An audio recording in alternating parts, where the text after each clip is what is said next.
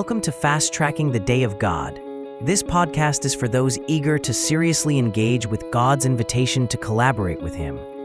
This collaboration isn't merely an option, it's a foundational partnership, utterly integral to our restoration and the healing of a broken world.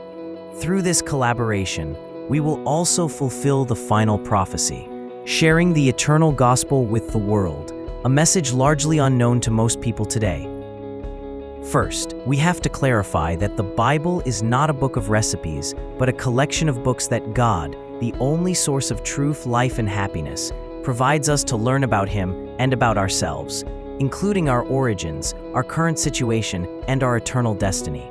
Reading these 66 books allows us to retrieve life lessons that empower us to make right choices. The book of Joshua chronicles the Israelites' entry into and settlement of the Promised Land under Joshua's leadership, following Moses' death. This task was challenging, as Joshua had to lead a new generation across the Jordan into Canaan, fulfilling God's promise. The key to their success lay in God's power and guidance, which was necessary after the previous generation's disobedience led to their demise in the desert. Moses had charged Joshua to be strong and of good courage, assuring him of God's unwavering presence. The book's primary purpose is to illustrate God's faithfulness in fulfilling His covenant promises to Abraham and the patriarchs, particularly regarding the Promised Land.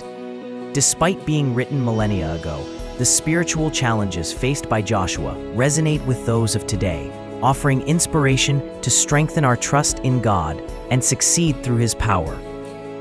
Born into slavery in Egypt, Joshua's original name was Hoshea. Moses renamed him Yehoshua, which is where the English name Joshua comes from. He served as Moses' assistant, and according to Exodus 33:11, he enjoyed staying in the tent of meeting, even when Moses would go out. He was one of only 2 spies that delivered a positive report regarding a conquering Canaan, while the other 10 reported it as unattainable. God later designated and confirmed Joshua as Moses' successor. Joshua needed to cultivate his own trust in God, understanding that faith is a personal journey.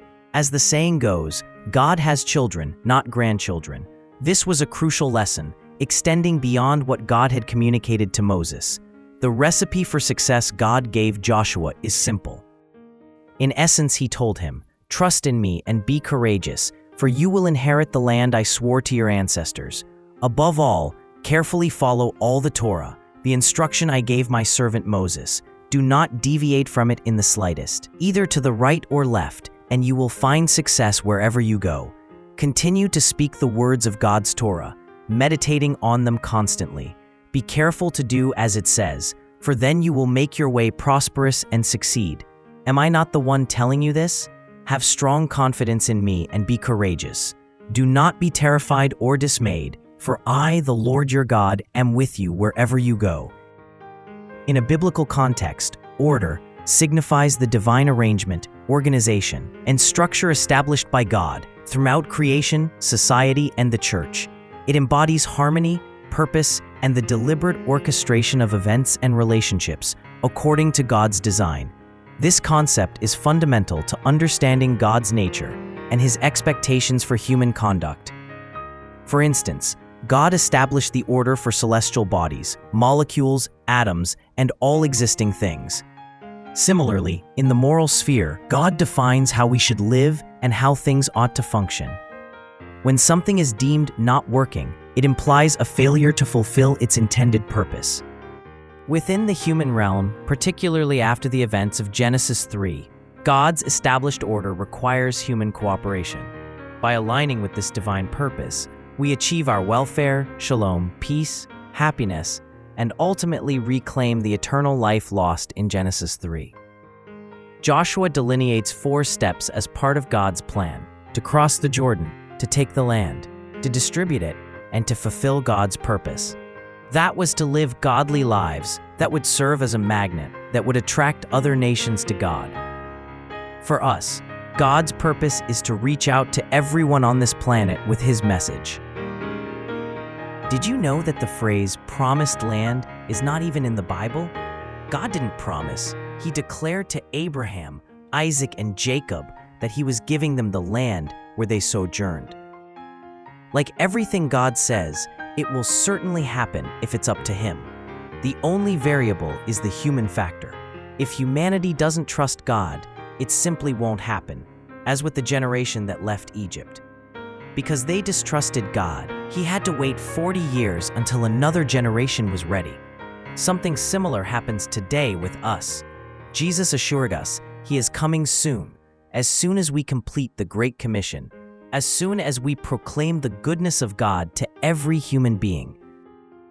We are not waiting for Jesus to return. He is waiting for us to trust him enough so his Spirit can work through us. In Matthew 28 verses 18 through 20, Jesus assured us that he will be with us when we follow his instructions. 40 years earlier, the majority report, from 10 out of 12 spies, stated that the conquest was unattainable. The cities were secured fortresses, and they didn't even have basic siege weaponry to take on those fortified walls. Joshua and Caleb, the minority, presented a dissenting report. Yes, the cities seemed impregnable, but the Creator God was infinitely superior to any created thing. Now, God's call to be strong and courageous extends beyond military tactics or morale. It also encompassed the strength and courage required to remain steadfastly loyal to the Torah and its specific instructions. Today, a parallel with Christianity is almost unavoidable. Like Joshua, we face the seemingly impossible task of sharing our Creator's goodness and a true understanding of God with everyone on earth. Many people globally disregard the most fundamental biblical truth, that God is the only source of truth, life, and happiness. Many naysayers today, much like the 10 spies of old, lament that this task is impossible. We must place our unwavering trust in God. This is how we can remain strong and courageous.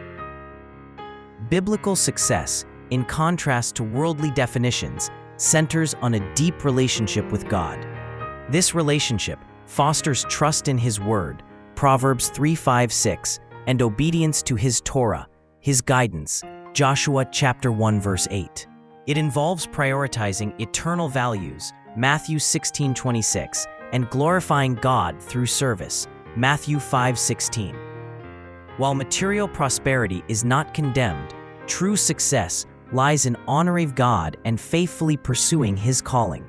Failure is defined as missing the mark, sin, while success is hitting the mark through obedience, which is to voluntarily align our life with God's purpose, faithfulness, and righteousness. This crucial distinction from a secular perspective is that the target is defined by God's character and instructions, not by human ambition or material accumulation. Ultimately, success with eternal value is about fulfilling our God-given purpose. Jesus' desire is to restore His image within each of us. He calls us to be conduits of His blessings, granting us the privilege of bringing good to those around us. If you wish to share God's goodness, even when you cannot be there in person, please email us at indestructiblekindness@gmail.com and we can assist you.